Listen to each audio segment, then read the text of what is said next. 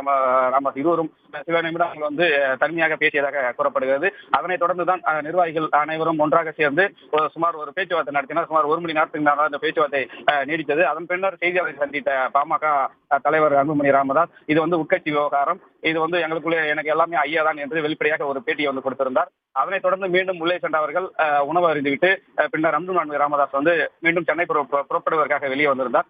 மீண்டும் ராமதாஸிடம் அழைப்பு வந்ததனை தொடர்ந்து மீண்டும் உள்ளே சென்று சில நிமிடங்கள் பேச்சுவார்த்தை நடத்தினர். குறிப்பா இந்த மோதலே பாத்தீங்கன்னா முகுந்தனை பாமக இளைஞர் சங்க அறிவித்ததனால்தான் இந்த மோதலை வெடித்தது. அதான் அதை பற்றி அந்த கூட்டத்தில் பேசியதாக தகவல் கிடைக்கல. குறிப்பா பாத்தீங்கன்னா அவர் அதே பதவியில் நீடிப்பார் என்று பாமக நிறுவனர் ராமதாஸ் உறுதியாக இருந்ததாகவும், இவர் அதாவது அன்புமணி ராமதாஸ் அவரை மாற்ற வேண்டும் என்று அவருடைய கருத்தில் மாறாமல் இருந்ததாக கூறப்படுகிறது.